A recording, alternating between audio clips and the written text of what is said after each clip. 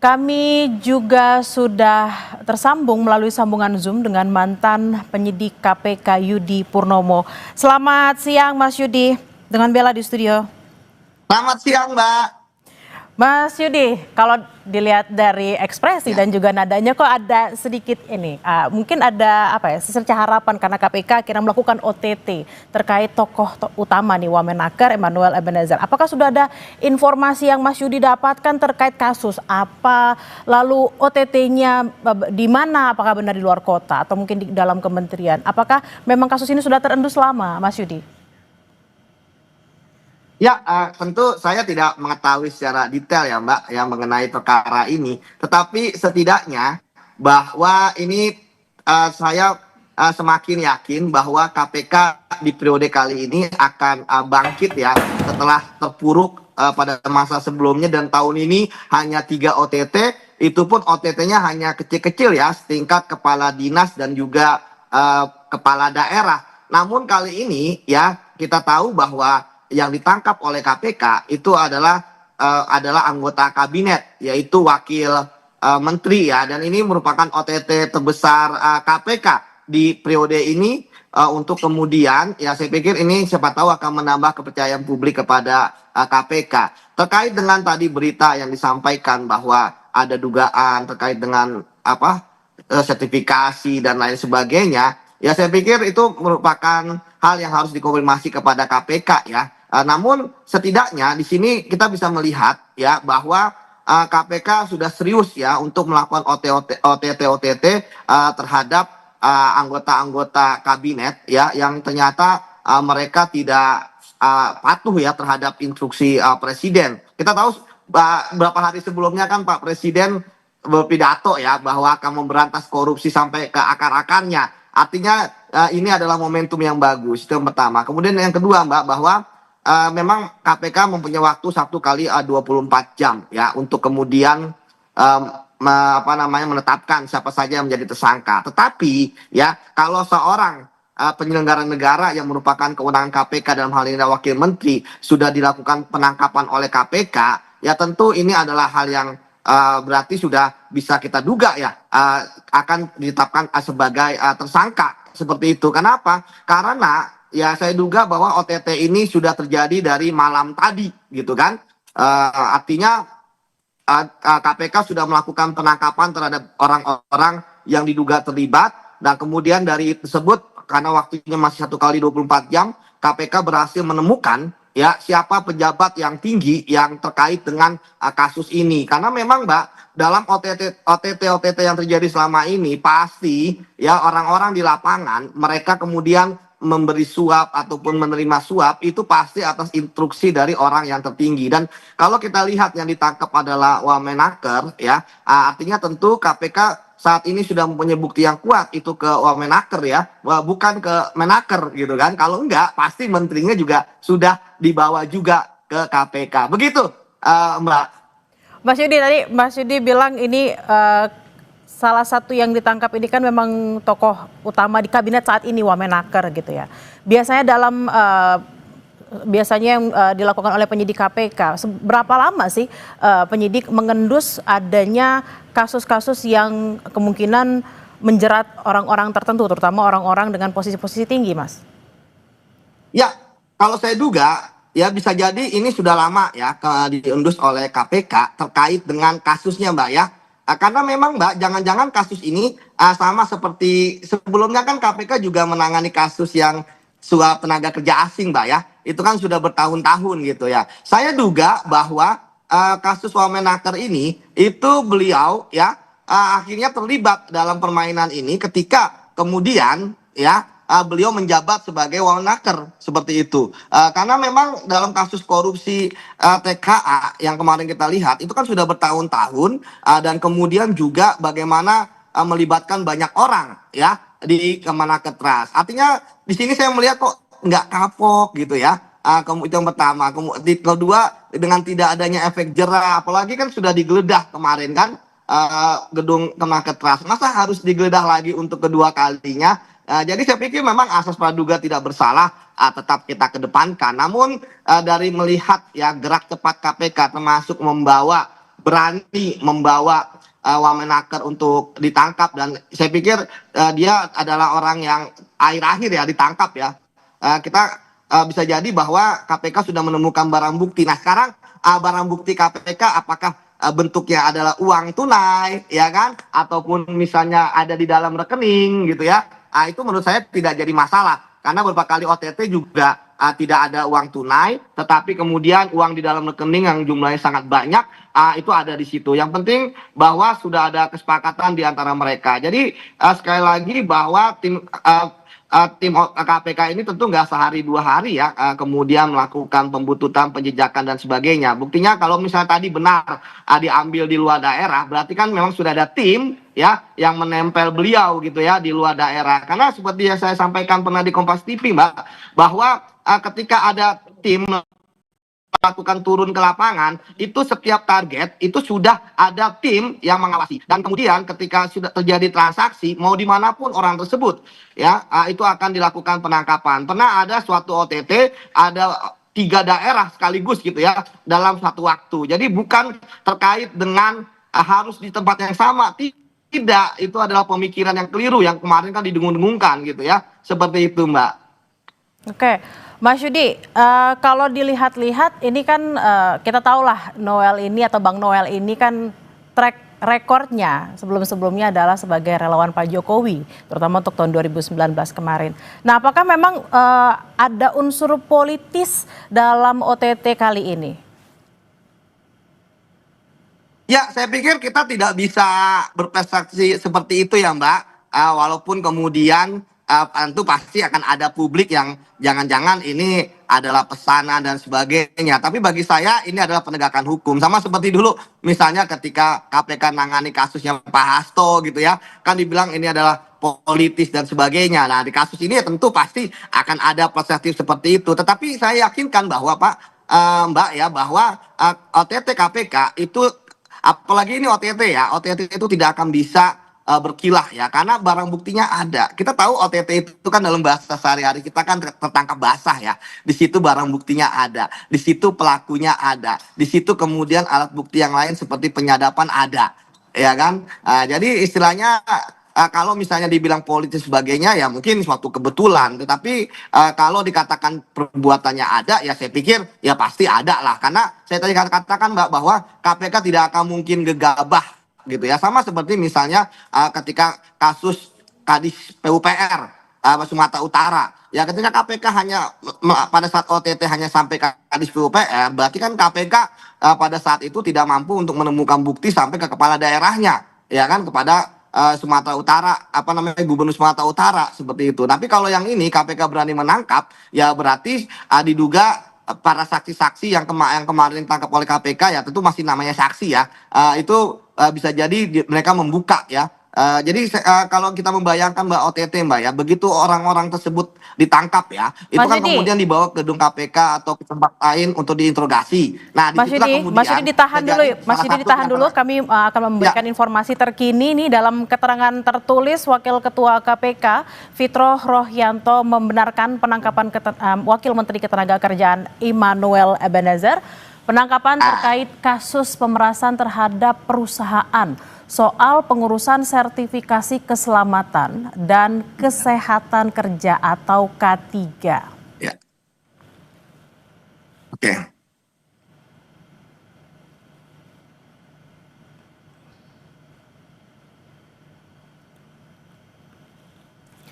Oke, Mas Yudi, tadi sudah ada informasi dari Wakil Pimpinan KPK yang mengatakan kasusnya adalah terkait dengan sertifikasi K3.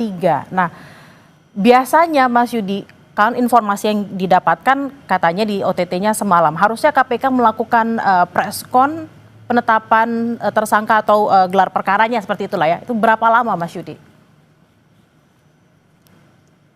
Ya tentu kan 1 kali 24 jam Mbak ya. Nanti tersangka bisa jadi 20 orang itu ada beberapa yang kemudian mereka mau bersaksi ya. Terkait dengan sehingga kemudian dilepas tidak jadi tersangka hanya sebagai saksi. Nah kalau kita lihat Mbak kasusnya tadi sertifikasi K3 ya.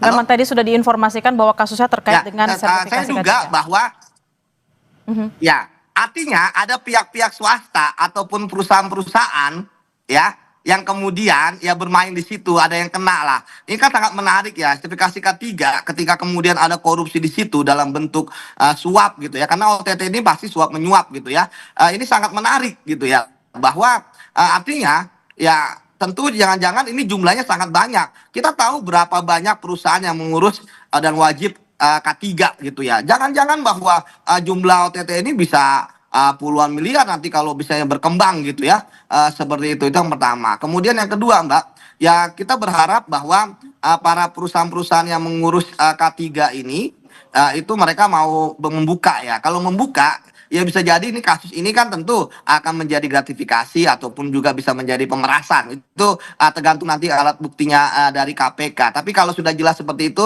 Mbak, saya yakin bahwa kasus ini pasti melibatkan jumlah uang yang sangat banyak. Itu yang pertama.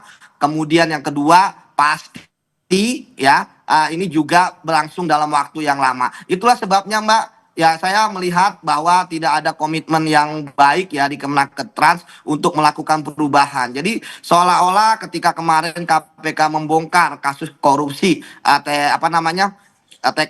kemarin TKA ya, suap kemasing, itu seperti yang lain tuh biasa aja gitu kan, ya udah ketangkap lah, kami di sini tetap akan melakukan korupsi. Saya pikir perlu ada perombakan besar-besaran lah di Kemenakettrans biar hari ini tidak terulang kembali gitu kan. Karena kita tahu bahwa banyak sekali pungutan-pungutan yang ada di Kemenakettrans yang harusnya diawasi dan kemudian tidak terjadi seperti ini lagi. Jadi saya pikir ini luar biasa bahwa KPK memang harus melakukan OTT hari ini. Karena apa? Karena ketika KPK kemarin membongkar tidak ada kasus yang TKA, tidak ada yang namanya efek jera, yang ada malah makin berani ya kan untuk kemudian melakukan korupsi dan kemudian ya pelakunya kan adalah orang baru seperti itu Mbak.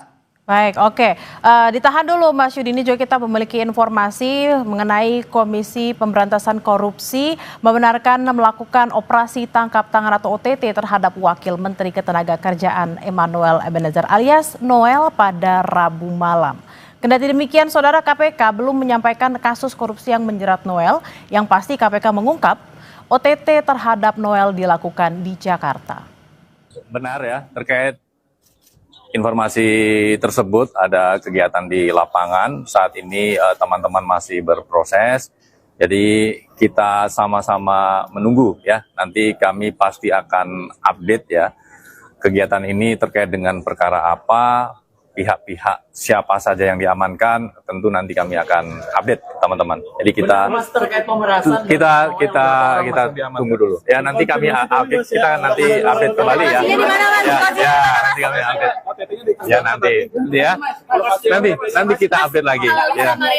Lokasinya dulu aja. Sementara lokasi di wilayah Jakarta. Ya nanti kita.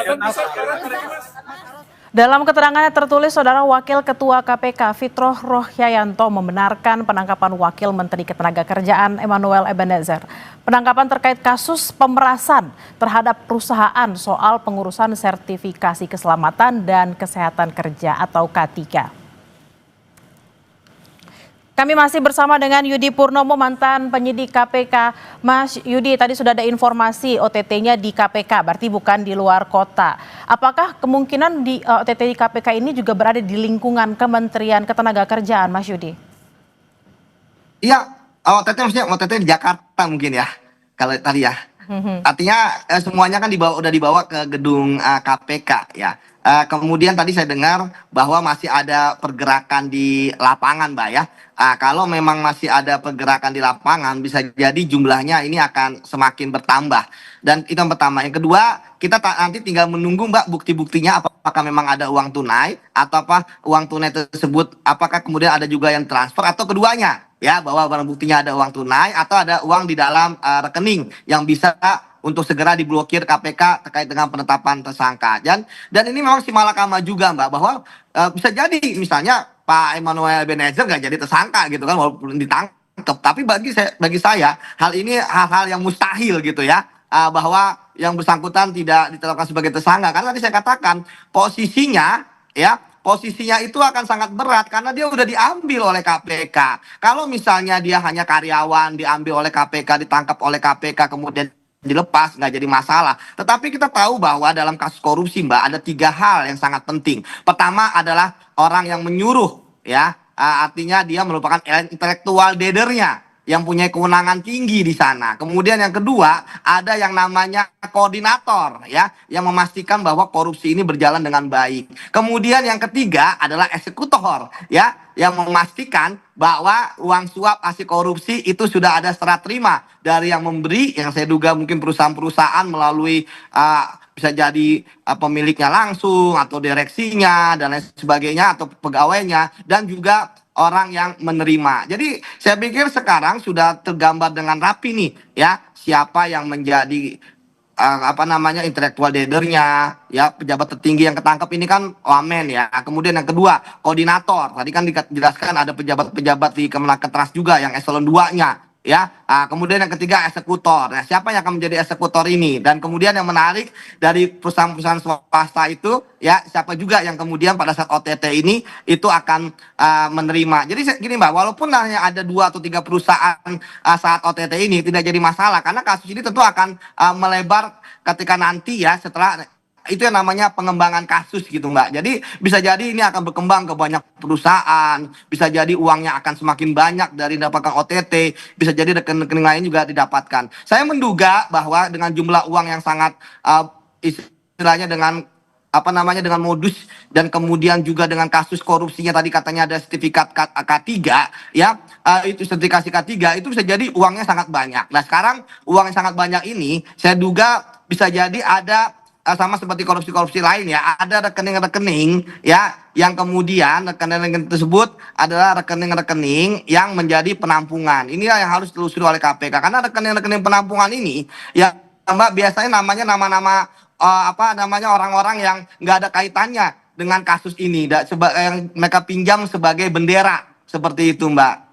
Mas Yudi, ini kan kalau kita tahu Wamenaker ini kan belum ada setahun, ya, menduduki posisinya. Kalau tadi Mas Yudi bilang kan pasti ada rekening-rekening khusus. Berarti apakah memang dalam waktu yang cukup singkat terduga korupsi ini, ya, OTT ini, ya, Wamenaker ini memang sudah sedemikian rupa melakukan tindakan-tindakan yang sehingga membuat dirinya terjerat dalam kasus korupsi ini?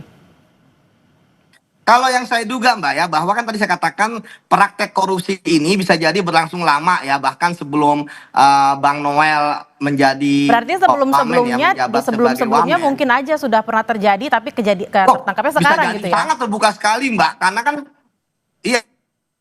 Nah, kenapa kemudian, ya, Pak Wamen ini terlibat? Saya pikir akhirnya pertama, ya, bisa jadi beliau melihat situasi yang ada di Menaker, itu pertama. Kemudian yang kedua, ya, bahwa ada juga yang kemudian orang-orang yang sudah menjadi, kalau kata Pak Prabowo kan waktu itu mafia, ya, mafia, ya, itu sudah lama ada di Kemenaker Trans, yang kemudian mereka kemudian menawarkan kepada Bang Noel. Itu bisa jadi seperti itu, Mbak. Jadi kalau modusnya, kalau cara rapinya, mainnya yang istilahnya berlangsung lama, ya, itu sebenarnya bagi mereka adalah siapapun pejabatnya nggak jadi masalah. Yang penting permainan mereka tetap berlanjut, ya. Tapi yang penting bagaimana mereka bisa menciprati, ya, atasannya, seperti itu, Mbak. Tapi kalau permainannya, saya nggak yakin ini Bang Noel terlibat dalam permainan yang bisa jadi sangat-sangat rapi ini. Ya, tadi saya katakan ada rekening-rekening yang terselubung, ya kan, kemudian cara mendapatkan uangnya bagaimana, cara menghubungi perusahaan agar nyetor seperti apa. Ya, kayak kemarin yang TKA kan juga berlangsung lama, bertahun-tahun seperti itu. Tapi kalau TKA kan nggak sampai ke tingkat atas gitu, ya, korupsinya gitu, ya. Nah, tapi kita belum tahu pengembangan. Tapi memang paling mudah itu OTT ini, Mbak. Ya, bisa jadi kalau saya bisa jadi bahwa Bang Noel ini, ya, istilahnya walaupun dia pejabatannya tinggi, ya, akhirnya dia terlibat karena di bawahnya pun kemudian mengiming-imingi gitu, ya. Tapi ya, makanya memang, Mbak, kalau pengalaman saya korupsi di kementerian-kementerian, ya, biasanya memang di kementerian-kementerian itu mereka sudah sangat rapi korupsinya. Nah, sekarang tinggal mereka melihat nih pejabat di atas mereka, ya kan, apakah kemudian mau menerima uang atau tidak. Kalau nggak mau, biasanya mereka tiarap. Tapi kalau mau, wah, mereka berkali-kali lipat semangatnya, seperti itu, Mbak. Berarti ada kemungkinan dia turut serta atau juga tadinya awalnya nggak mau ikut jadi karena masuk ke dalam sebuah sistem yang sudah korup jadi ikut-ikutan korup gitu Bang? Ya betul Mbak, bisa gitu ya. Makanya sekarang jika OTT ini akan dipilah bahwa apakah khusus OTT ini ya Pak Wamen ini yang menjadi intelektual dader ya kemudian dia meminta uang dan sebagainya ya atau kemudian dia memang terlibat karena dia tinggal nerima setoran aja seperti itu Mbak. Karena memang Mbak kalau dilihat dari kewenangan seorang wakil menteri ya itu saya lihat kan wakil menteri itu kan sebenarnya nggak punya kewenangan yang besar dibandingkan dengan Betul. menteri. Betul. Nah, ini menarik ya. Dalam kasus beberapa wamen, ya ternyata wamen walaupun secara de jure, secara hukum dia nggak punya kewenangan, tetapi dia punya kewenangan ataupun pengaruh ya secara informal seperti itu. Ya, itulah jadi ya walaupun dia bukan istilah pejabat tertinggi di sana, tapi kan kalau orang wamen ya pasti takut sama kayak bupati, gubernur gitu. Wakil bupati, wakil gubernur memang tidak punya kewenangan, tetapi kemudian ya akhirnya bawahannya pun tetap memberikan kepada mereka seperti itu. Nah, kita harapkan sebenarnya Bang Noel ya apapun nanti status beliau, beliau berani membuka ya perkara ini. Jadi jangan sampai hanya ke beliau aja karena saya pikir jangan sampai bisa jadi aliran ini akan sampai jauh gitu kan kalau melihat bisa jadi dugaan saya jumlahnya itu nggak kecil Mbak. Seperti itu Mbak. Saudara, Anda kembali di Breaking News Kompas TV, kali ini bersama saya Vidi Batlolone. Saudara, Komisi Pemberantasan Korupsi membenarkan melakukan operasi tangkap tangan atau OTT terhadap Wakil Menteri Ketenagakerjaan Immanuel Ebenezer alias Noel pada Rabu malam. Kendati demikian, KPK belum menyampaikan kasus korupsi yang menjerat Noel. Namun yang pasti KPK mengungkap OTT terhadap Noel dilakukan di Jakarta. Benar ya, terkait informasi tersebut ada kegiatan di lapangan. Saat ini teman-teman masih berproses. Jadi kita sama-sama menunggu ya. Nanti kami pasti akan update ya.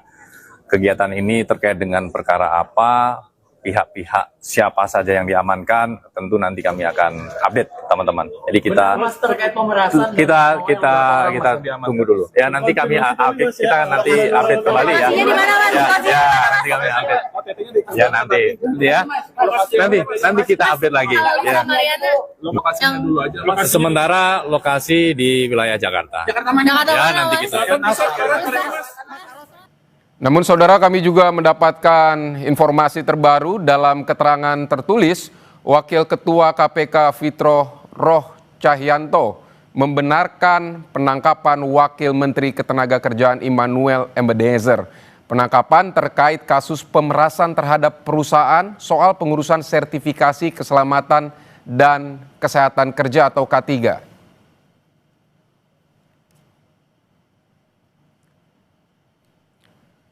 Saudara, kami masih bersama dengan mantan penyidik Komisi Pemberantasan Korupsi, ada Yudi Purnomo. Mas Yudi, ini biasanya ditangkap Ya. Dalam operasi tangkap tangan ini Immanuel Ebenezer dilakukan menurut keterangan KPK pada Rabu malam. Dan KPK memiliki waktu, ada juga sudah sebutkan 1 kali 24 jam. Biasanya dalam proses ini, apa yang akan dilakukan KPK dalam proses dalam 1 kali 24 jam ini, Mas? Oke.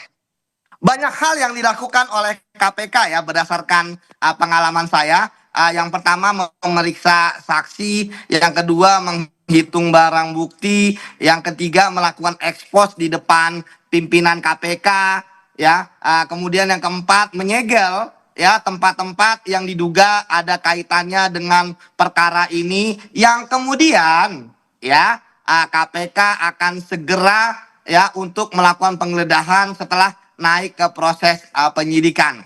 Nah di sini Mas kita juga harus mengawal KPK bahwa ketika yang ditangkap ini adalah seorang wamenaker, ya kita berharap memang kan dalam penangkapan OTT itu bisa jadi orang ditangkap tapi kemudian dilepas ya dan kedudukannya hanya sebagai saksi. Tetapi kalau misalnya KPK saat ini sudah berani menangkap wamenaker, saya pikir KPK nggak bisa lagi gigi mundur, ya kan? Wah, kalau misalnya KPK kemudian akhirnya tidak menetapkan Pak Emmanuel Ebenezer sebagai tersangka, ini betul akan lucu sekali KPK. Pasti orang-orang kemudian ya akan semakin tidak mempercayai KPK. Ini sekarang saya melihat trennya KPK tuh sudah mulai dipercaya publik ya, itu yang pertama. Nah, jadi kita Mas biasanya nanti kan KPK kan akan gelar perkara ya, akan gelar perkara. Disitulah kemudian para penyelidik ya, termasuk penyidik, penuntut umum, kemudian dalam gelar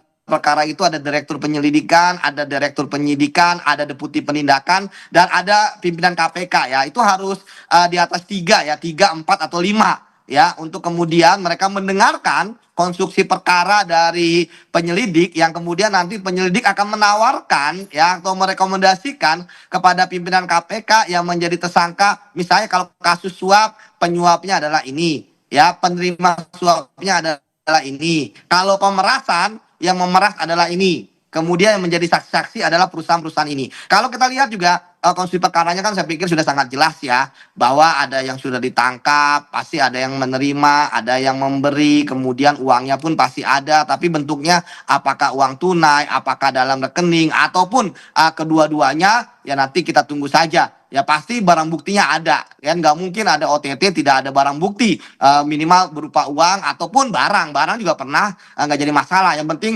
bisa dinilai dalam bentuk uang. Termasuk tadi saya katakan benar juga ketika teman-teman berjaga di Kemenaker karena Kemenaker itu kan adalah lokusnya, ya kan, yang bisa kita ketahui. Karena kan terkait dengan wamen Kemenaker.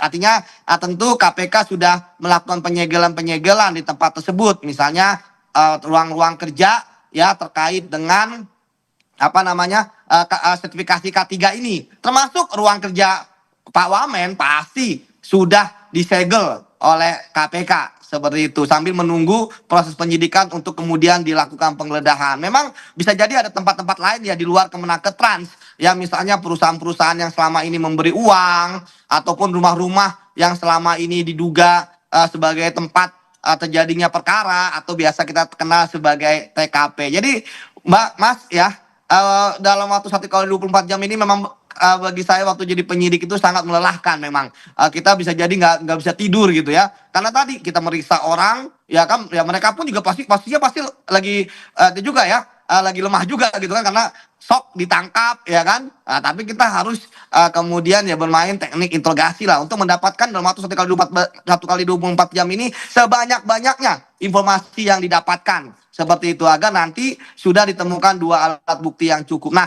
kalau OTT ini Mas ya, kita berharap juga KPK jangan pakai sprindik umum kayak korupsi Al-Quran, korupsi kuota haji kemarin gitu kan. Jangan, ya ini harus ada tersangkanya seperti itu. Baik, Mas Yudi, kalau Anda sebagai ex penyidik KPK, dari keterangan atau tadi yang Anda sampaikan, saya menangkapnya kalau KPK sudah berani atau sudah melakukan operasi tangkap tangan, berarti sudah pasti ada serah terima uang, dan itu melibatkan Menteri Noel, dan juga pasti ada pihak penyuapnya. Seperti itu, Mas Yudi? Ya, betul. Kalau sudah istilahnya namanya membungkus ya. Kita dulu istilahnya bungkus ya, kalau udah dibungkus pasti bukti-buktinya ada. Seperti tadi saya sampaikan Mas, bahwa tidak mungkin ya ada OTT kalau barang buktinya tidak ada. Kalau nggak ada pasti KPK akan melepas. Tadi sudah saya sampaikan bahwa kasus ini bukan sehari 2 hari, pasti sudah berlangsung lama ya. Bisa jadi ini adalah penyerahan yang kesekian ya. Tapi kalau penyerahan sebelumnya KPK belum yakin bahwa sudah ada delivery uang atau terkirimnya uang dari pemberi suap kepada penerima suap. Seperti itu, Mas. Baik, Mas Yudi, kalau Anda melihat dari kasusnya, mungkin Anda juga punya pengalaman soal aduan, soal sertifikasi ini. Apakah memang dalam kasus seperti ini, posisi dari wakil menteri ketenagakerjaan ini memang sudah pasti yang misalnya paling tinggi untuk terlibat dalam pemerasan seperti ini, atau seperti apa Anda melihatnya?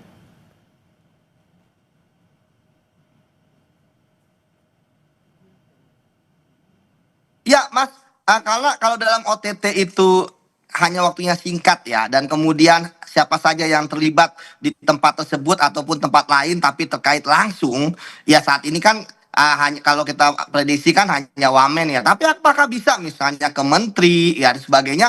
Ya bisa juga ya, tergantung pengembangan dari KPK. Tadi sudah saya jelaskan bahwa secara hukum, secara yuridis, secara formil, kewenangan seorang wamen ya memang terbatas, tidak seperti seorang menteri.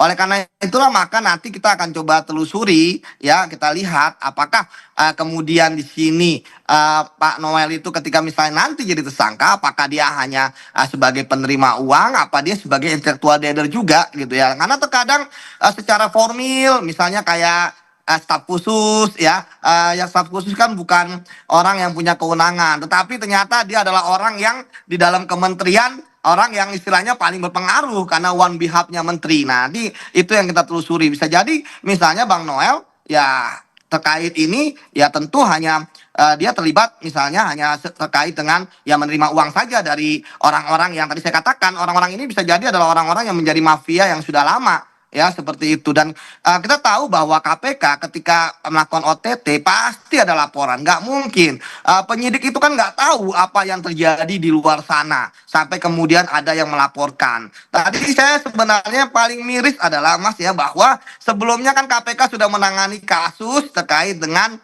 di Kemenaker Trans ya, terkait dengan kasus suap terkait asing ya, pejabat asing ya, pemerasan kalau tidak salah pasalnya ya, kerja asing. Jadi kalau misalnya sekarang terjadi lagi, ini bagaimana proses pencegahan korupsi di sana? Ini jangan-jangan mereka menganggap temennya yang ketangkap kemarin itu sial aja, tapi mereka korupsinya the show must go on gitu kan.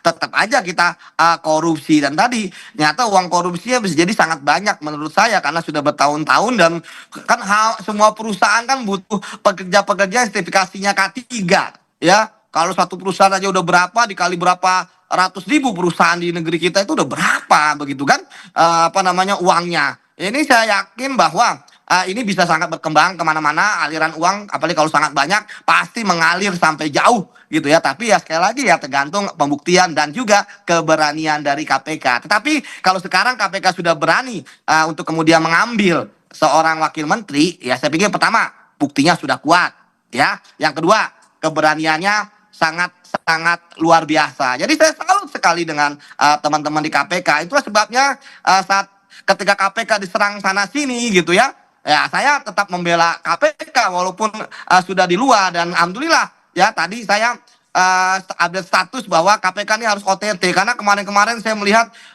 upaya untuk meyakinkan KPK tidak perlu ada di Indonesia itu sangat banyak gitu ya. Tapi alhamdulillah sekarang terbukti ya jawabannya KPK berhasil melakukan OTT. Jadi saya pikir saat ini ya, saya pikir KPK konsentrasi saja terkait dengan bukti-bukti yang dimiliki. Jangan kemudian terpengaruh bahwa ini adalah politik, bahwa ini adalah upaya-upaya lainnya ya, apalagi pesanan. Nggak perlu. Yang penting adalah ini harus ada alat bukti dan barang bukti. Begitu Mas.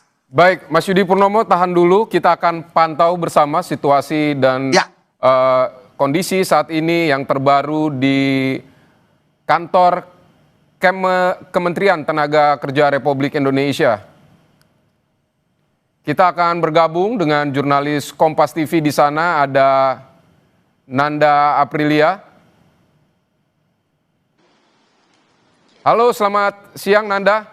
Nanda, bagaimana situasi terkini di kantor Kementerian Tenaga Kerja sejauh ini? Selamat siang, Vidi dan juga saudara. Situasi atau kondisi kegiatan ini masih normal, hanya saja Vidi kalau saya melihat ini beberapa waktu baru-baru ini adanya beberapa pihak pengamanan tambahan di sini terlihat di bagian lobi. Kita akan tunjukkan kepada Anda juru kamera Kompas TV Hanil ke sisi sebelah kiri dari saya di bagian depan lobi Kementerian Ketenagakerjaan.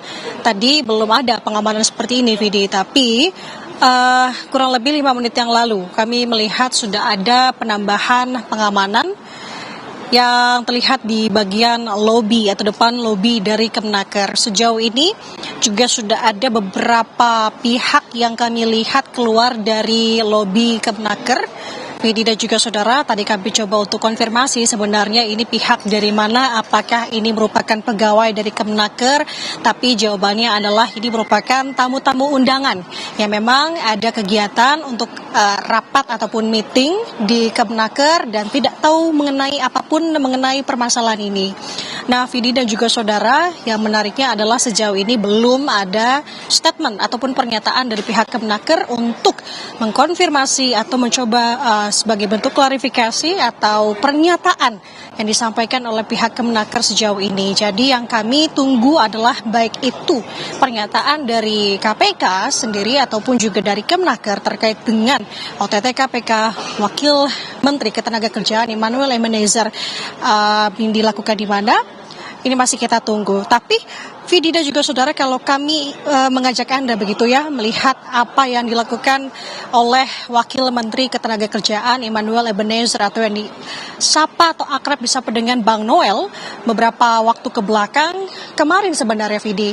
Kalau kami melihat memang terbaru untuk update di media sosialnya, tepatnya di Instagramnya Immanuel Ebenezer, bahwa ia baru saja begitu ya mengupload sebuah video di mana ia tengah melakukan sidak ke sebuah pabrik pasta gigi, tepatnya berada di Depok, Jawa Barat, di mana dalam video tersebut Vidi memperlihatkan bahwa aktivitas dari Immanuel Ebenezer diduga yang di mana sidak ini dilakukan karena adanya cek palsu yang diduga diberikan kepada karyawan untuk membayar gaji.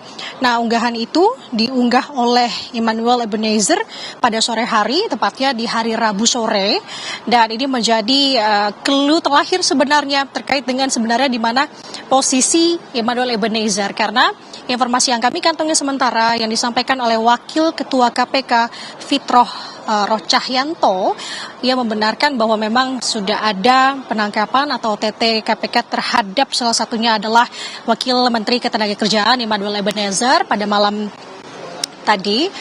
kemarin maksud kami, bahwa posisinya ada informasi yang mengabarkan bahwa ditangkap di luar kota ataupun mungkin di Jakarta. Ini masih menjadi simpang siur dan harus dikonfirmasi.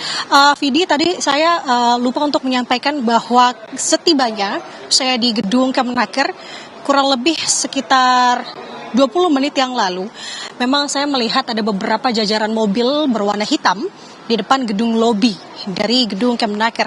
Salah satu mobil yang saya soroti sebenarnya adalah mobil dengan plat nomor polisi. Nah, apakah itu mobil yang dipakai oleh penyidik KPK? Karena mengingat saat ini KPK memiliki waktu 1 kali 24 jam untuk kemudian menentukan bagaimana posisi ataupun status dari Immanuel Ebenezer terkait dengan OTT KPK ini. Sementara kami sudah melihat mobilnya tampaknya dipindahkan dan kami akan mencoba terus mengupdate kepada Anda Vidi terkait dengan bagaimana kondisi di gedung Kemenaker. Baik, belum ada sampai saat ini keterangan dari Kementerian Tenaga Kerja terkait dengan operasi tangkap tangan terhadap Wakil Menteri Ketenagakerjaan dalam kasus pemerasan sertifikat K3. Terima kasih Nanda Aprilia untuk laporan Anda dari kantor Kementerian Tenaga Kerja. Baik, Anda kembali di Breaking News Kompas TV terkait operasi tangkap tangan yang menangkap Wakil Menteri Ketenagakerjaan Immanuel Ebenezer, dan kita akan kembali berbincang dengan mantan penyidik Komisi Pemberantasan Korupsi, ada Yudi Purnomo.